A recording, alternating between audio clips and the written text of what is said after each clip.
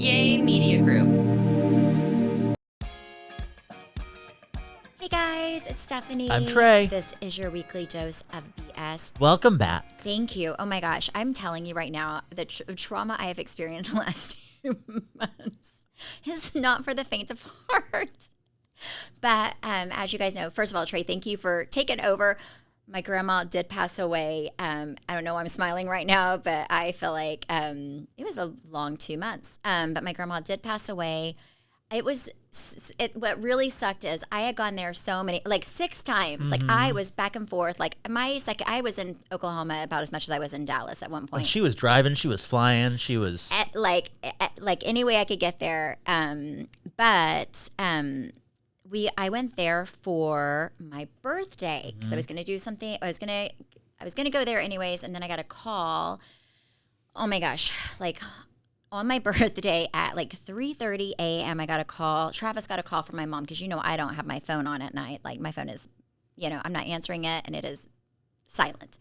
And I got a call from my mom, or Travis did, and he woke me up and he was like, we got to go. Your grandma, like her lips were turning blue and she was just not doing well. And then they were like, I don't think, I think this is the day. And I'm not going to lie, this is going to sound really selfish, but the first thing out of my mouth was, oh my God, my grandma is going to die on my birthday.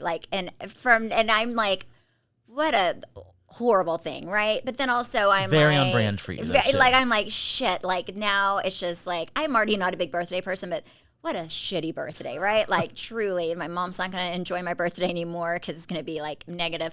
But then I was like, you know what? I wrapped my mind around it. I prayed. And then I said, you know what? It kind of is a beautiful circle of life, right? Like if she dies my birthday, like she held me the day I came into this world. And on that same day, I held her as she came out of this world, right? So I was like, it's kind of a beautiful circle of life. Trey Duncan made that look. It made sense to me. And I was like, you know what? This is the way that the Lord...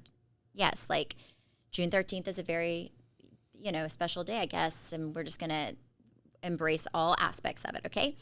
So I get there. Travis drives. The kids wake up. My kids are amazing. They just wake up, put their stuff in a bag. We are out of my house by 4. We make it to Oklahoma by like 8 a.m., okay?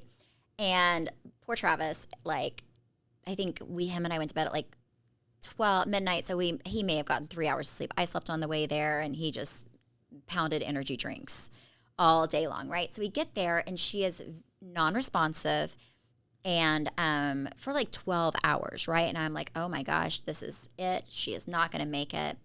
And then they did give her in the middle of the night, whenever she started doing poorly, they gave her morphine and something else. I'm not a nurse, but something else, right?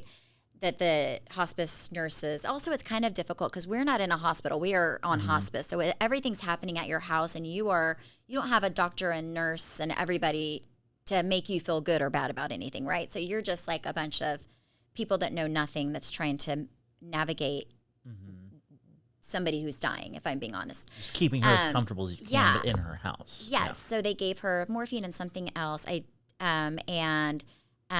She did not wake up for like 12 hours, right? So then we were like, oh, this is the end. She is not going to rally like this is.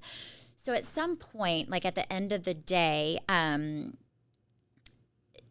we were all talking, and it was kind of weird because she could hear things we were saying. For example, her lip had turned blue, and it was really, really swollen. And at one point, I was talking about her in the same room as her, and I said, why is her lip so swollen and big? And then she took her lower lip and tucked it in so I couldn't see it anymore. So, like, she was like, how dare you talk about my lip? So I knew that she could kind of hear us, right? And then we were talking about something else, and she kind of smiled, like something kind of about her, where mom, I mean, if I'm being honest, and my dad was kind of not a great person at one point when my parents were getting married, and mom said, well, you know who told me to marry him, because somebody was like, well, why did you marry the man? And my mom told my cousin, well, you know why, because she told me to marry him. And then my grandma kind of like smirked a little bit. So I was like, okay, she's in there, but she just couldn't open her eyes, right? So then Travis, like, as we know, I've talked about this, my grandma was, addicted to gambling. She loved the casino more than anything except maybe her family. And then Travis said, Nana, if you wake up, I will take you to the casino. And she said, I'm not even joking, she had said nothing and was like comatose all day. And then she couldn't open her eyes, but she said, you don't have to tell me twice.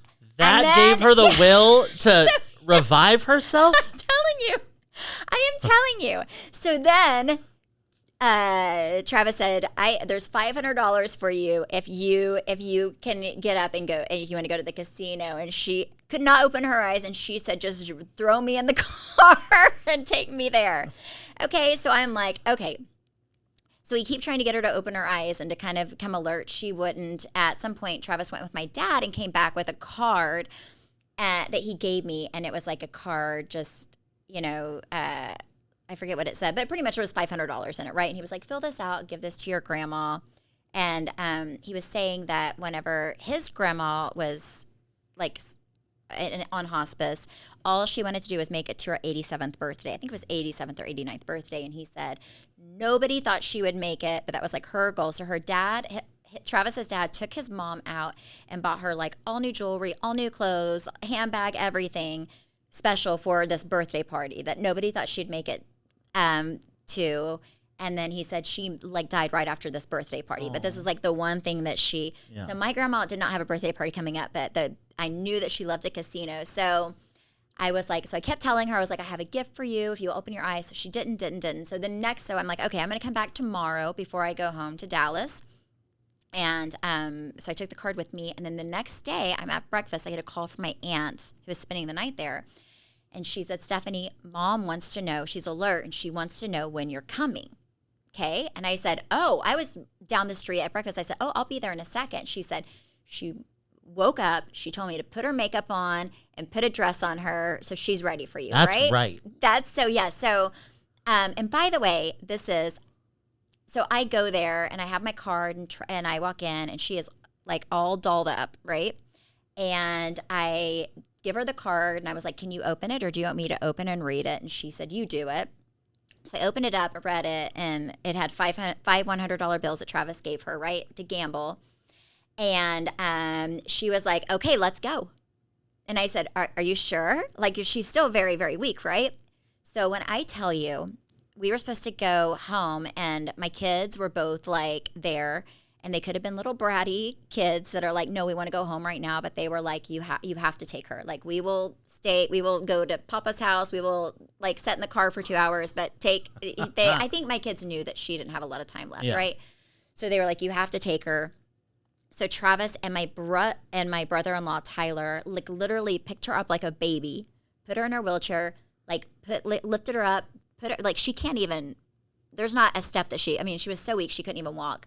And they put her in the car seat, drove her there with her little, breathing, whatever it is, because she had oxygen tank. Yeah. And we took her to the Muskogee Casino. And Travis gave my grandpa a few $100 too, so he could also play. And whenever we were leaving, she said, this is the best day of my life. And we went there and she played for 2.5 hours. She win? She thinks she did because Travis and I kept, every time we would win, we put it when she wasn't looking on hers, and she just thought that she was a winner, and that's all that matters. Yep. But when I tell you, she was so weak, but having the best time, that she likes penny machines. She was accidentally, instead of hitting play, like she always plays like $1.20 or $1.40. Yeah. She was doing max bet half the time, like $10 a thing. I was like, oh my Lord, but you know what? This is your day. Go big or go home. So Travis and I, we ended up, after 2.5 hours, we were like, okay, it's time to go, Nana. And she did not want to go, and she called us party poopers. But you know what? It was time.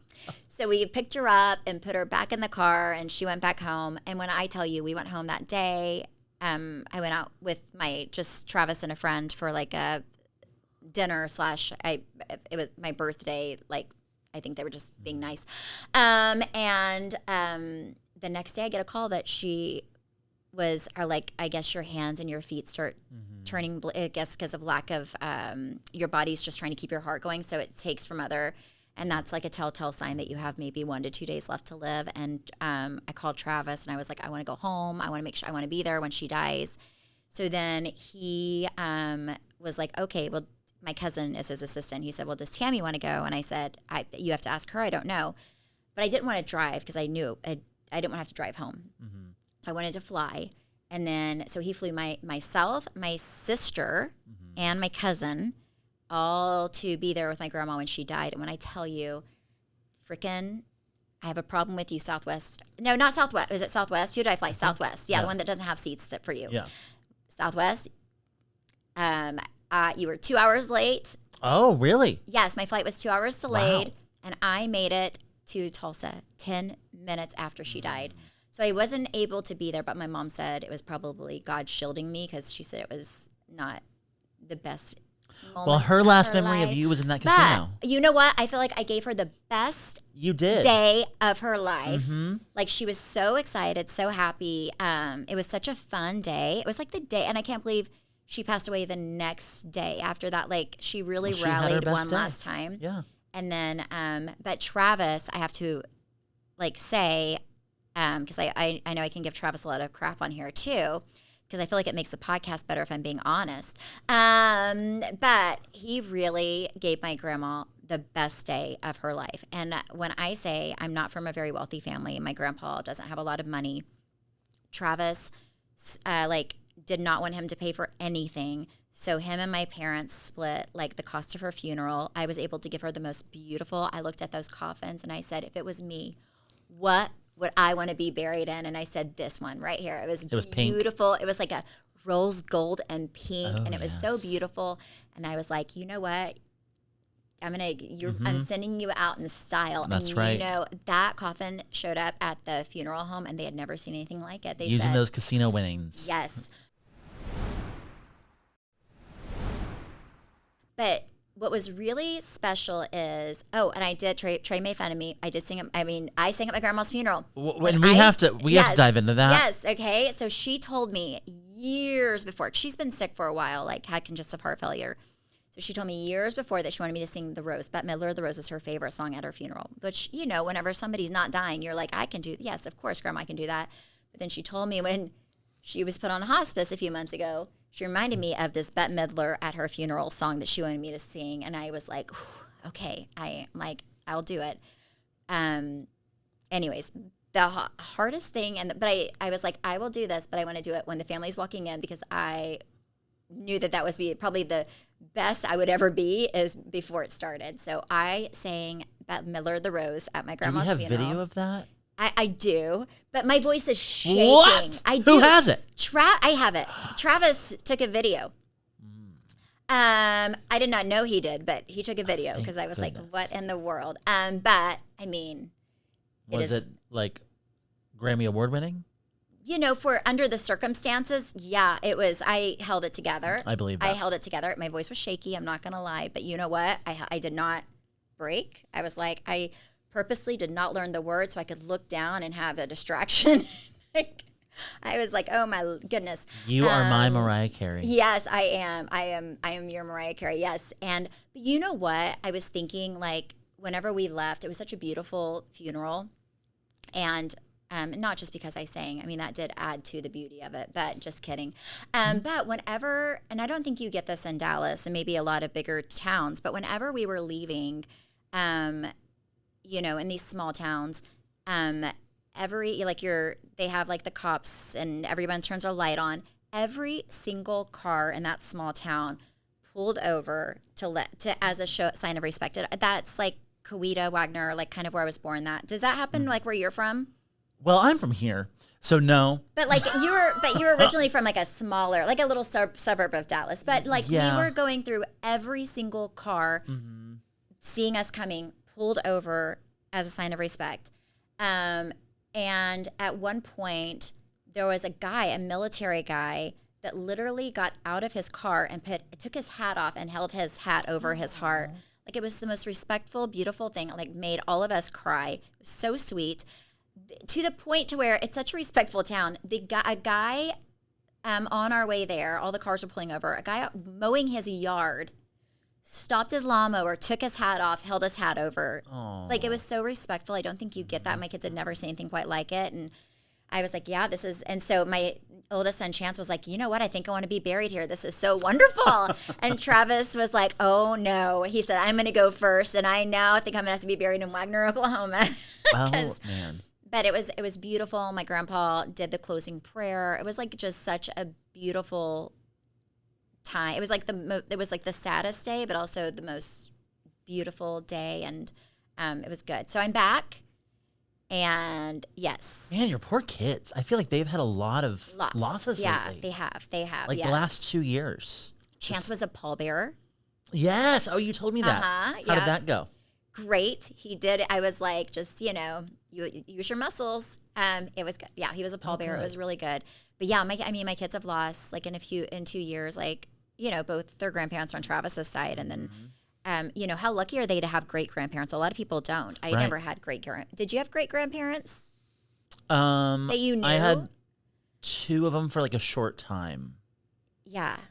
But not really, no. So, but yeah, my kids have known. I mean, Chance is almost 16. Like he's had both my grandparents, like 2 great grandparents, mostly, for most of his life. My grandpa's still alive. And my grandpa and my mom are flying out to Montana. My grandpa was never really? On Friday. How old is he? My grandpa is 87. My grandma died at 86. Or 85, sorry. I'm impressed that he's going to get on a plane at that age. Yeah, he is. I was like, they were going to drive. And then I was like, Papa, do you want to... Ooh, that's a even worse drive. Yeah, it was like a good 3 to 4 day drive, especially. He has some back issues. And I was like, do you want me to fly you? I have all these points that I never use. So I'm flying them, and then I just think it'll be really healing to be in Montana. He likes looking at trees. He'll drive around. So they have a lot of trees. I'm like, it's going to be great. How is he doing? Because how old were they when he got married? She was, I think 16 and he was 18. I mean, they were like babies. So they literally spent their entire life together. Yes. I can't imagine spending my entire life with someone and then them be like, Zach's gonna have to go after me because I won't do well. No, but I think just that moment of like, well, now I'm alone. How has that been for him? Yeah, it's right now he's really not alone. People are taking turns spending the night at his house. My mom lived at their house when my grandma was on hospice. Like she was like, I'm sure she hasn't been home in months. So she slept like 2 days straight. She was like, I feel like I haven't slept in days. And also my poor mom, it was her, my cousin, and my grandpa there when my grandma was dying. And mom was like she was like maybe a little too much information for her listeners, but like my grandma did not die. Most, especially elderly people, they're very peaceful when they die. Like they kind of come to terms with it. I mean, she was like, she didn't want to She was begging for the Lord to not. She was terrified. Like my grandma was terrified of dying. And she was terrified up until she took her last breath. So my mom was like, she was like, I held my mom as she died. And, it wasn't peaceful. And she was terrified. And she was like, I whispered into her ear, like, it's okay to go. I'm going to take care of Dad. It was very traumatizing 2 months for, but especially my mom.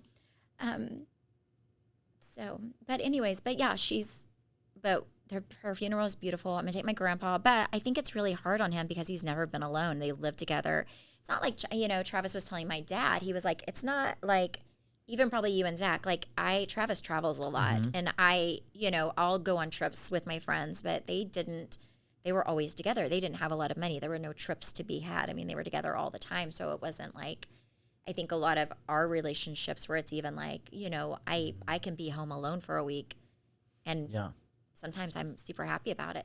Cause I'm like, oh, this is nice. It's nice to have breathe. But it's different when you grow up in a small town. You're not traveling all the time. We live a very different life than they did. Yeah. Like I feel like they really did spend their life together. And that's what he was saying. Cause he was like, she was my best friend. We did everything together. We were like little kids. So but that's why I'm like, we're going to go to Montana. My aunt and uncle are actually moving in with him, which I think is going to be really great, which is going to be really, really great. And it's going to, God will take care of him.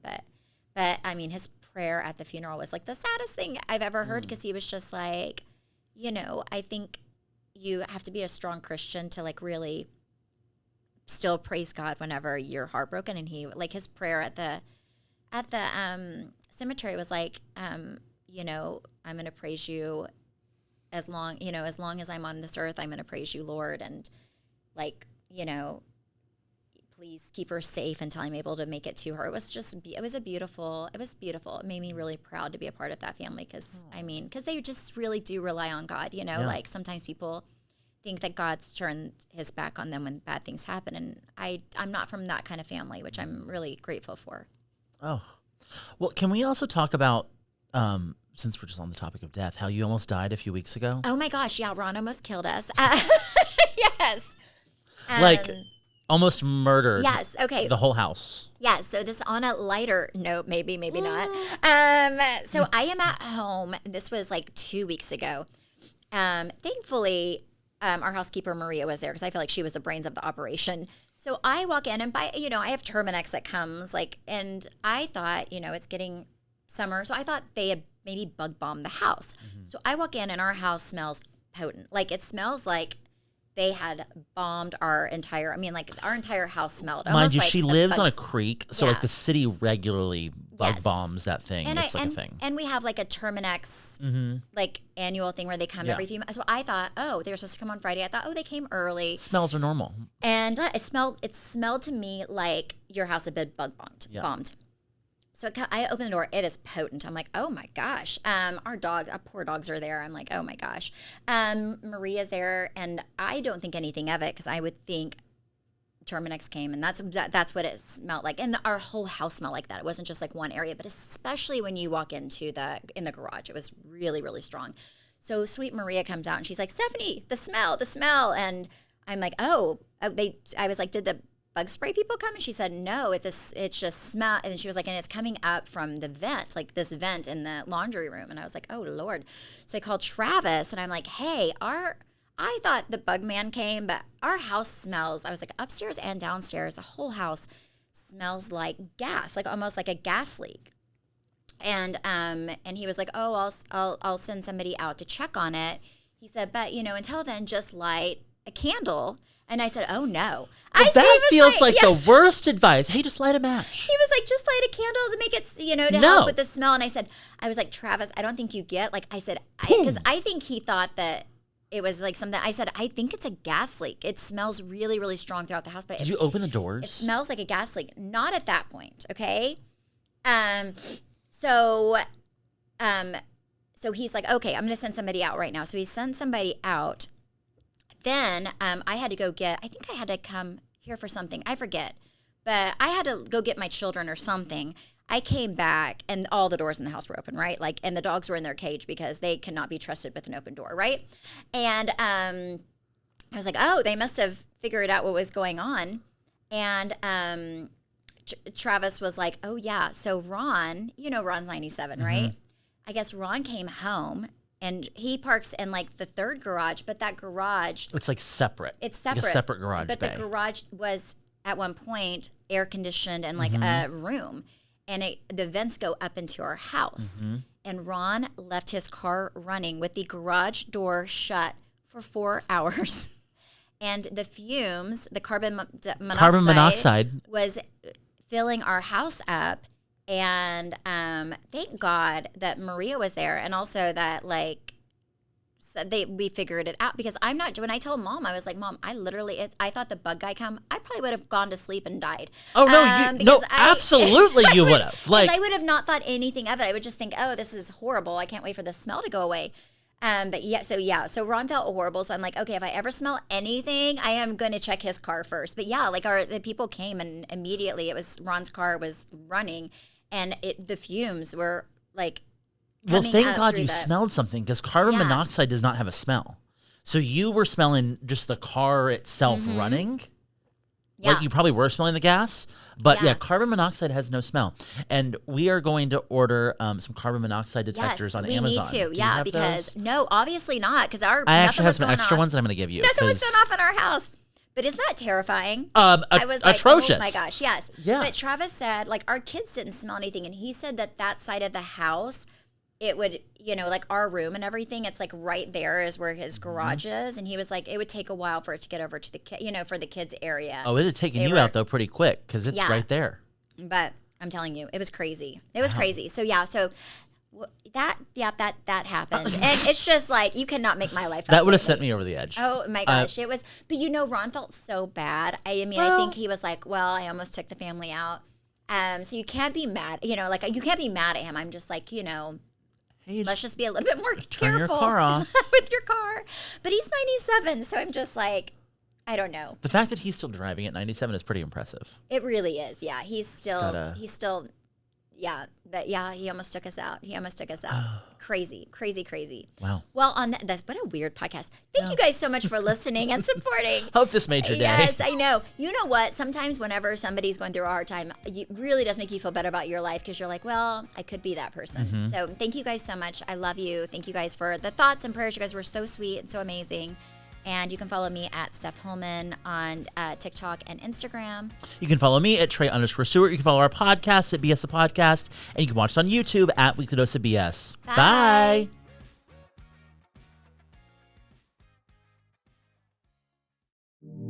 Yay Media Group.